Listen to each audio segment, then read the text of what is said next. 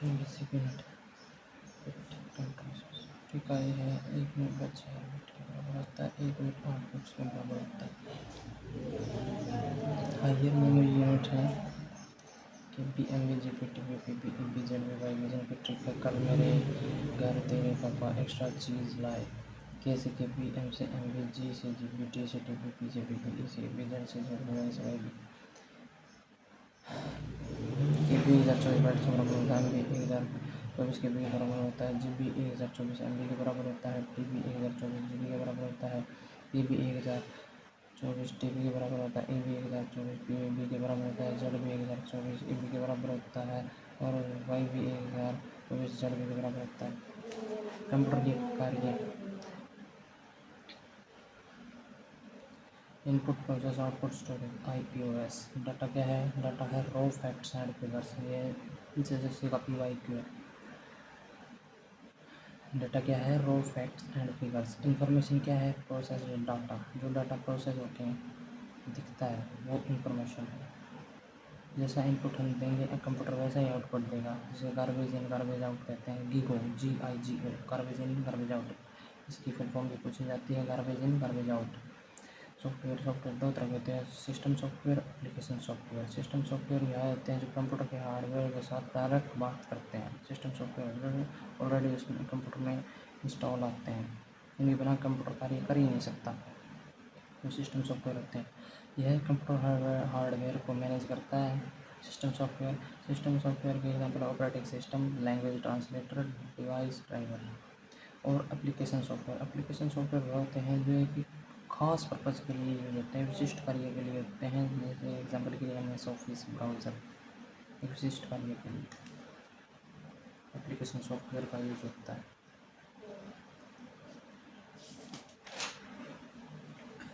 Other types of software. Utility software यह computer का ढांचा बताता है। एग्जाम्पल के लिए फाइल मैनेजर यानी डाटा को मैनेज करना यूटिलिटी सॉफ्टवेयर का कार्य है। इसमें फ़ोटो को फ़ोटो वाले फोल्डर में, वीडियो वाले फोल्डर में, पीडीएफ को पीडीएफ वाले फोल्डर में अलग अलग करके व्यवस्थित रखना यूटिलिटी सॉफ्टवेयर का कार्य है। कंप्यूटर का ढांचा बना देता है। फ़ोटो वाले फोल्डर में फ़ोटो, वीडियो वाले में वीडियो, पीडीएफ वाले में पीडीएफ, ऑडियो वाले में ऑडियो। यह कंप्यूटर की परफॉर्मेंस को बढ़ाता है। एग्जाम्पल के लिए एंटीवायरस और बैकग्राउंड। सेकेंड सॉफ्टवेयर है फर्मवेयर सॉफ्टवेयर। यह परमानेंट सॉफ्टवेयर है जो रोम में पड़ा रहता है। फर्मवेयर कहाँ पड़ा रहता है? रोम में पड़ा रहता है। कैसा है सॉफ्टवेयर? परमानेंट सॉफ्टवेयर है। इसके एग्जांपल हैं BIOS basic input output system, device driver. Bootstrap का एग्जांपल फर्मवेयर। ये PYQ है SSC का। फर्मवेयर बूटस्ट्रैप का एग्जांपल है। शेयरवेयर यह फ्री है, ट्रायल के बाद में पेड हो जाता है। ट्रायल के लिए तो फ्री होता है, जैसे हमें डेमो लेते हैं क्लास में, 2 दिन का डेमो फ्री, 3 दिन का डेमो फ्री, उसी तरह है यह ट्रायल के लिए तो फ्री है लेकिन बाद में पेड हो जाता है। एग्जाम्पल ये ODT। फ्रीवेयर यह हमेशा फ्री रहता है। फ्रीवेयर फ्री नाम आ गया, फ्रीवेयर का हमेशा फ्री रहेगा, फ्री ऑफ कॉस्ट होगा। Example Yahoo, Google doc. Open source software नाम से पता चलता है कि यह पब्लिक के लिए अवेलेबल है, ओपन सोर्स है इसका। यह फ्री भी है और पेड भी है। एग्जाम्पल फायरफॉक्स और एंड्रॉयड और लिनक्स CLC। प्रोप्राइटरी सॉफ्टवेयर नाम से पता चलता है कि यह किसी की प्रॉपर्टी है, किसी का एक सिंगल पर्सन, किसी कंपनी या मालिक के अंतर्गत आते हैं। यह किसी कंपनी मालिक अंडर आते हैं। एग्जाम्पल के लिए MS office, window, Mac OS। Proprietary software का दूसरा नाम है closed source software. Closed source software इसलिए है कि यह किसी कंपनी का है, किसी खास या फिर एक सिंगल पर्सन या सिंगल कंपनी का इस पर अधिकार है।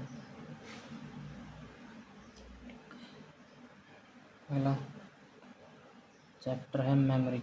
मेमोरी 3 तरह की होती है, प्राइमरी मेमोरी, सेकेंडरी मेमोरी और कैशे मेमोरी। प्राइमरी मेमोरी को इंटरनल मेमोरी, मेन मेमोरी या टेम्परेरी मेमोरी कहते हैं। टेम्परेरी मेमोरी क्यों कहते हैं आगे बताएंगे। एग्जाम्पल के लिए रैम रोम। प्राइमरी मेमोरी का उदाहरण है रैम रोम। इंटरनल मेमोरी का उदाहरण रैम रोम। मैन या टेम्परेरी मेमोरी का उदाहरण है रैम रोम। सेकेंडरी मेमोरी जिसे एक्सटर्नल मेमोरी कहते हैं। Primary memory internal, secondary external. Secondary memory को एग्जीक्यूटरी और परमानेंट मेमोरी कहते हैं। सेकेंडरी मेमोरी को परमानेंट मेमोरी को कहते हैं, भी आगे बताएंगे। जिसके एग्जांपल हैं hard disk, CD, DVD, pen drive. Secondary memory है।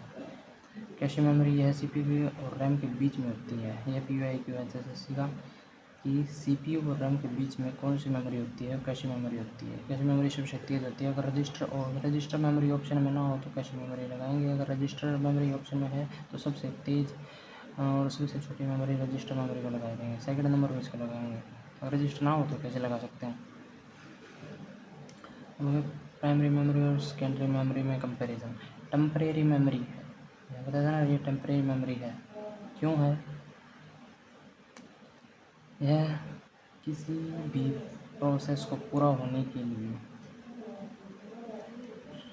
रैम से होकर सीपीयू तक पहुंचना होता है। किसी भी प्रोसेस को, कोई भी प्रोसेस हमने कमांड दी, उसको पूरा होने के लिए रैम से होकर उस प्रोसेस को सीपीयू तक पहुंचना होता है। इसका मतलब कोई फाइल रैम में परमानेंट नहीं आती, वह टेम्परेरी बेस के लिए आती है। इसीलिए रैम एक प्राइमरी मेमोरी का उदाहरण है, तो रैम टेम्परेरी मेमोरी। क्यों है पता चला कि टेम्परेरी मेमोरी है। प्राइमरी मेमोरी टेम्परेरी मेमोरी है क्योंकि उसमें किसी प्रोसेस को पूरा होने के लिए रैम से होकर प्रोसेस गुजरना पड़ता है।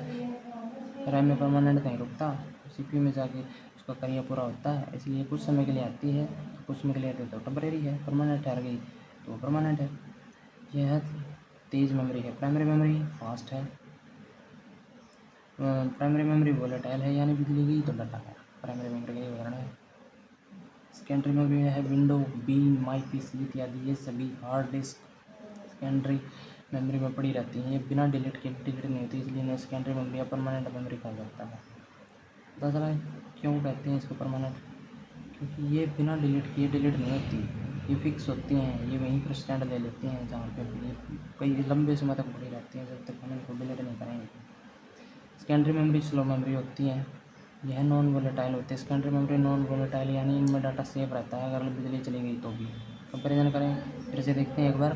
टेम्परेरी मेमोरी प्राइमरी मेमोरी को कहते हैं क्योंकि इसमें किसी भी प्रोसेस को पूरा होने के लिए रैम से होकर सीपीयू तक पहुंचना होता है। इसका मतलब है कोई भी फाइल रैम या प्राइमरी मेमोरी में कुछ समय के लिए आती है। सेकेंडरी मेमोरी में window, bin, PC, my PC, ये सभी हार्ड डिस्क या सेकेंडरी डिवाइस में पड़ी रहती हैं, बिना डिलीट नहीं होती, इसलिए सेकेंडरी मेमोरी परमानेंट मेमोरी कहा जाता है।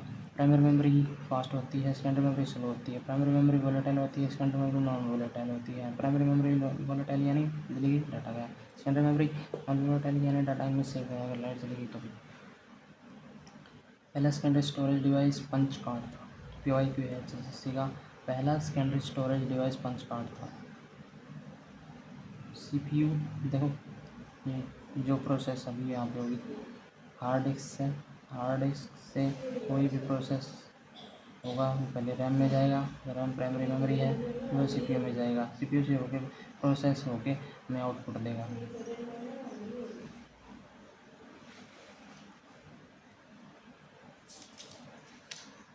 प्राइमरी मेमोरी भी दो तरह की होती है, रैम और रोम।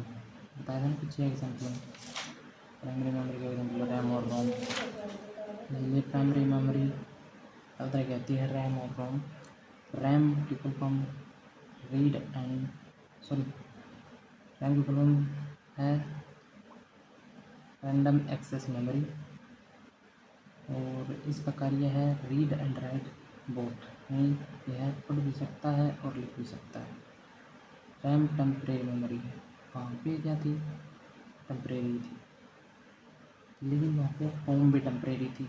लेकिन अब प्राइमरी मेमोरी में भी दो तरह की मेमोरी है, रैम और रोम। लेकिन रैम टेम्परेरी है, रोम परमानेंट है। क्यों? आगे देखते हैं। रैम में टेम्परेरी मेमोरी है क्योंकि इसमें PDF, गेम आदि काम है तो यूज़ करो, नहीं तो डिलीट कर दो। ये टेम्परेरी है। इसमें कोई भी डेटा पड़ा है उसको अगर हमें यूज़ करना है तो यूज़ करो, नहीं तो उसको डिलीट कर दो। वोलेटाइल होती है, यानी लाइट गई डेटा गया। सेमीकंडक्टर होते हैं इसमें, सेमीकंडक्टर दोनों में होते हैं, रैम और रोम दोनों में। और रोम रीड ओनली मेमोरी इसकी फुल फॉर्म है। इसका कार्य सिर्फ रीड ओनली है, तो ये सिर्फ पढ़ सकती है, लिख नहीं सकती। रोम परमानेंट है क्योंकि इसमें सिस्टम की फाइल होती हैं, क्योंकि अगर सिस्टम की फाइल डिलीट कर देंगे तो हमारा सिस्टम काम ही नहीं करेगा, इसलिए रोम को परमानेंट मेमोरी कहते हैं। एग्जाम्पल के लिए बीम नॉन वोलेटाइल है, यानी इसमें डाटा सेव रहता है, इसमें भी सेमीकंडक्टर और रैम में भी सेमीकंडक्टर। रैम भी दो तरह की होती है, एस रैम और डी रैम, स्टैटिक रैम और डायनेमिक रैम। एस रैम का एग्जांपल प्रिंटर है, डी रैम में बार बार रिफ्रेश करना पड़ता है। इम्पोर्टेंट है ये PYQ है वैसे एस का कि डी रैम के लिए बार बार क्या करना पड़ता है, कुछ इसी तरह का था, मेरे को वो क्वेश्चन याद नहीं, लेकिन PYQ है इसलिए इसे बार बार रिफ्रेश करना पड़ता है, इम्पोर्टेंट है।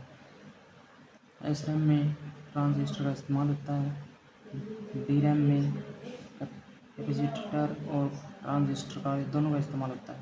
एस रैम लो डेंसिटी यानी कम घनत्व और डी रैम में हाई डेंसिटी या अधिक घनत्व। एस रैम में बिजली ज़्यादा यूज़ होती है, डी रैम में बिजली कम यूज़ होती है। ये एक बार जब मैं क्लास ले रहा था तब संशय बन गया था, टीचर को भी समझ में नहीं आया, याद नहीं था क्या था पता नहीं, इसलिए थोड़ी कटिंग हो गई थी। लेकिन अब ये बिल्कुल सही है कि इसकी एस रैम की लो डेंसिटी और high power consume, D RAM की हाई डेंसिटी और low power consume. S RAM D RAM की तुलना में अधिक तेज़ है क्योंकि इसमें कैशे मेमोरी का यूज़ होता है, कैशे मेमोरी सबसे तेज़ होता है ना रजिस्टर के बाद। डी रैम स्लो है क्योंकि इसमें रैम में यूज करते हैं। यह फ्लिप फ्लॉप से बना होता है जो एक सिंगल बिट एंटिटी है। और एस रैम महंगा है, यह मेन मेमोरी में यूज होता है डी रैम डायनेमिक रैम, और यह सस्ता है एस रैम की तुलना में। वर्चुअल मेमोरी का अर्थ है मेन मेमोरी का भ्रम। वर्चुअल मेमोरी का क्या मीनिंग है? मेन मेमोरी का भ्रम। PYQ है। कैशे मेमोरी, कैशे मेमोरी सबसे तेज, रजिस्टर के बाद सबसे छोटी मेमोरी। ये आ गया ना कि रजिस्टर के बाद सबसे तेज और सबसे छोटी मेमोरी। रजिस्टर सबसे छोटी व सबसे तेज मेमोरी है रजिस्टर। उसके बाद में कैशे, कैशे बफर यानी खाली जगह के जैसे काम करता है। इसमें वो फाइल होते हैं जो सीपीयू द्वारा फ्रिक्वेंटली इस्तेमाल की जाती हैं। कैशे टेम्परेरी और वोलेटाइल मेमोरी है। कैशे मेमोरी टेम्परेरी है और वोलेटाइल है, यानी इसमें डाटा सेफ नहीं रह सकता, लाइट चली गई तो डेटा उड़ सकता है। कैशे मेमोरी महंगी होती है। Cache memory hit and miss पर कार्य करती है। हिट यानी फाइल मिल कैशे मेमोरी में फाइल मिल गई तो हिट, फाइल नहीं मिली तो मिस। कैशे मेमोरी के 3 टाइप हैं, L1, L2, L3। L1 primary है, सेकेंडरी L2 है, L3 बाद में पढ़ेंगे। L1 CPU के अंदर होता है, L2 CPU के अंदर अंदर या बाहर दोनों जगह होता है। L1 का साइज़ 2 KB से 64 KB होता है। L2 का साइज़ 256 KB से 512 KB होता है। L1 के 2 भाग हैं, इंस्ट्रक्शन कैशे और डेटा कैशे। रैम से 100 गुना तेज़ होती है L1, रैम से 25 गुना तेज़ होती है L2। L3 है, ये मदरबोर्ड पर होता था, अब इसका यूज़ नहीं होता, पहले होता था, अब L1 L2 का होता है। यह मदरबोर्ड पर होता था, अब ये यूज में होता है। यह सबसे बड़ी व धीमी मेमोरी थी L3। सेकेंडरी मेमोरी, अभी हम प्राइमरी मेमोरी पढ़ रहे थे, फिर रैम इसके अंतर्गत आया, कैशे मेमोरी आई, अब हम सेकेंडरी मेमोरी पढ़ेंगे। सेकेंडरी मेमोरी में मैग्नेटिक डिस्क, ऑप्टिकल डिस्क और फ्लैश मेमोरी होती है। मैग्नेटिक डिस्क में हार्ड डिस्क और फ्लॉपी डिस्क होते हैं। ऑप्टिकल डिस्क में CD, DVD, BRD। Flash memory में पेन ड्राइव और SSD और SD कार्ड यूज होता है। डेटा का इस्तेमाल करने के तरीके, सीक्वेंशियल प्रोसेस। पहले यानी डेटा का इस्तेमाल करने के 2 तरीके होते हैं, सीक्वेंशियल एक्सेस और रैंडम एक्सेस। सीक्वेंशियल एक्सेस वो होता है पहले हम किसी भी पहली फाइल, दूसरी फाइल, तीसरी फाइल, चौथी फाइल, या अगर हमें 10वीं फाइल पर जाना है तो एक एक करके 9 फाइल तक जाएंगे, फिर 10वीं फाइल ओपन होगी। इसका एग्जांपल है मैग्नेटिक टेप। पहले हम गाने सुनते थे मैग्नेटिक टेप में, तो इसलिए हमें एक गाना, दो गाना, तीन गाना, तीसरा गाना, चौथा गाना, पाँचवा गाना ऐसे करके सीक्वेंस में चलना पड़ता है, इसलिए सीक्वेंशियल एक्सेस कहते हैं। डेटा का इस्तेमाल करने का दूसरा तरीका रैंडम एक्सेस, यानी कभी भी कोई सी फाइल ओपन कर लो। एग्जाम्पल के लिए मैग्नेटिक डिस्क, ऑप्टिकल डिस्क और फ्लैश मेमोरी।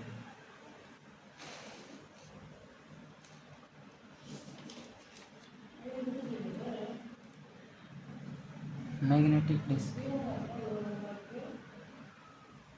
यह मैग्नेटिक मटेरियल से बनी है जिसका नाम है iron oxide. Magnetic disk magnetic material से बनी होती है जिसका नाम है आयरन ऑक्साइड। एग्जाम्पल के लिए hard disk, floppy disk. Hard disk motherboard से डेटा केबल्स को जोड़ती है। हार्ड डिस्क मदरबोर्ड से डेटा केबल्स को जोड़ती है। डेटा केबल्स तीन तरह के होते हैं, साटा, पाटा, SCSI। साटा सीरियल एडवांस टेक्नोलॉजी अटैचमेंट, पाटा parallel advance technology attachment, SCSI small computer system interface. यहाँ डाटा सेक्टर में स्टोर किया जाता है। अभी बताएंगे सेक्टर क्या होते हैं, ट्रैक क्या होते हैं। और एक सेक्टर 512 बाइट का होता है। हार्ड डिस्क की स्पीड RPM यानी रिवोल्यूशन पर मिनट में मापते हैं हार्ड डिस्क की स्पीड। हार्ड डिस्क के फाउंडर हैं Reynold B Johnson. Hard disk को सेक्टर और ट्रैक्स में डिवाइड करने के मेथड को फॉर्मेटिंग कहते हैं। इम्पोर्टेंट है, हार्ड डिस्क को सेक्टर और ट्रैक्स में डिवाइड करने के मेथड को फॉर्मेटिंग कहते हैं। फ्लॉपी डिस्क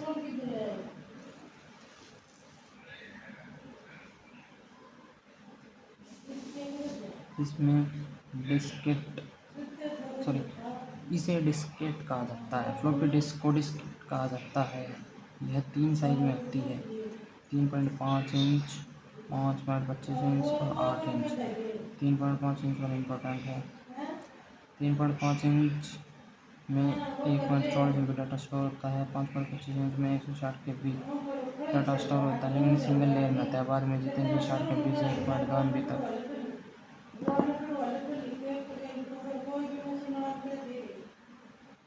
8 इंच में 80 KB डाटा स्टोर होता है। Founder Alan Shugart.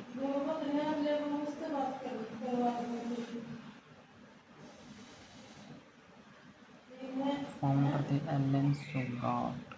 यहाँ भी डाटा सेक्टर में स्टोर होता है। ऑप्टिकल डिस्क में CD, DVD, BRD होते हैं। CD की compact disc, DVD digital versatile disc, BRD blu ray disc. CD का साइज 700 MB होता है। DVD का साइज 4.7 GB होता है। BRD का साइज 25 GB सिंगल लेयर में होता है। डिस्क फॉर्मेटिंग क्या होता है? जब फाइल डिस्क में एक साथ न हो। डिस्क फॉर्मेटिंग करेंगे उनको जोड़ने के लिए, एक साथ लाने के लिए। और डिस्क डी फ्रेगमेंटेशन जब फाइल डिस्क में एक साथ हो, यानी उनको अलग अलग करने के लिए। CD और DVD के फाउंडर हैं जेम्स रसेल। BRD के फाउंडर हैं Sony company, blue ray disc association. CD और DVD के टाइप हैं RAM, DVD RAM, CD RAM, DVDR, CDR, DVDRW, CDRW। RAM को कितनी बार भी रीड कर सकते हैं, लेकिन मॉडिफाई नहीं कर सकते रोम को, क्योंकि इसका फुल फॉर्म में रीड ओनली मेमोरी है। पढ़ तो कितनी बार भी सकते हैं, लेकिन मॉडिफाई नहीं कर सकते।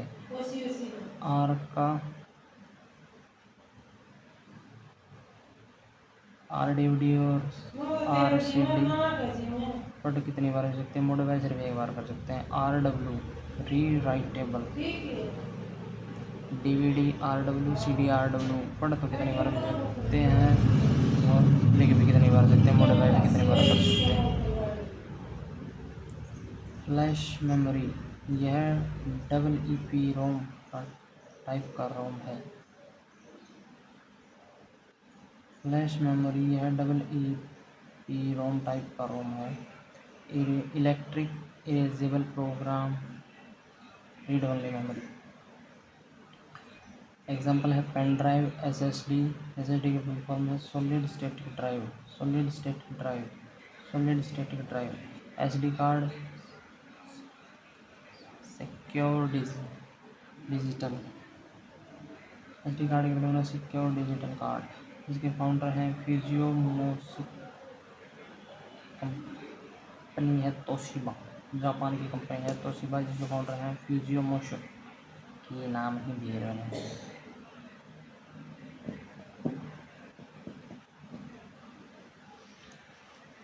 ये इम्पोर्टेंट है भाई, seek time, latency time, total disk access time. Normal है, ज़्यादा बढ़ लेने की जरूरत ना है, बढ़ लेना होगा। इसमें यह है सीक टाइम, सही ट्रैक पर पहुंचने में लगा समय सीक टाइम है। यानी अपा ये मान ले सेक्टर है, सॉरी दिमाग मेरे बस्ट हो गया, ट्रैक है भाई, इस बारे में मैंने कहना सारा ट्रैक है। यो एक ट्रैक है, दो ट्रैक है, तीन ट्रैक है, चौथा ट्रैक। ये अपा एक ट्रैक पर हाँ और अपन जाना है दो ट्रैक पर, तो एक ट्रैक थी दो दूसरा ट्रैक पर जाने में लगे जो समय है ना, वो ही सीक टाइम है। समझ गया? एक ट्रैक से दूसरे ट्रैक में जाने में लगा समय सीक टाइम। सिंपल है, एक से दूसरा में जाने में जो टाइम लग गया, यानी एक ट्रैक पर दो नंबर ट्रैक पर जाने में जो टाइम लगा वो सीक टाइम है। लेंटेसी टाइम, हेड के सही ट्रैक पर पहुंचने के बाद हेड को सही सेक्टर में पहुंचने तक लगने वाला समय। यानी ये हो गया ट्रैक, जो ये ट्रैक था, लेकिन ट्रैक में भी अपन सेक्टर में डिवाइड कर दिया, एक सेक्टर, दो, तीन, चार। ये पापा हेड, ये पापा रहना तो इस ट्रैक पर है, एक पर है, लेकिन अपना सेक्टर तीन में जाना। अपन आया एक पहला ट्रैक पर और पहला सेक्टर वहाँ, लेकिन अपना जाना तीसरा सेक्टर में है। तो सही ट्रैक पर आने के बाद सही सेक्टर में पहुँचने में जो टाइम लग गया वो लेंटेसी टाइम है। प्रेजेंट में हेड एक सेक्टर पर है लेकिन डेटा तीन सेक्टर में है, और तो एक से तीन में जाने में टाइम लग गया वो लेंटेसी टाइम है। और टोटल डिस्क एक्सेस टाइम है वो seek time, latency time, transfer time, सारा टाइम जोड़ दो टोटल डिस्क एक्सेस टाइम है। और ज़्यादा बड़ा बात ना, ये तरह का पढ़ना 40 वाइज।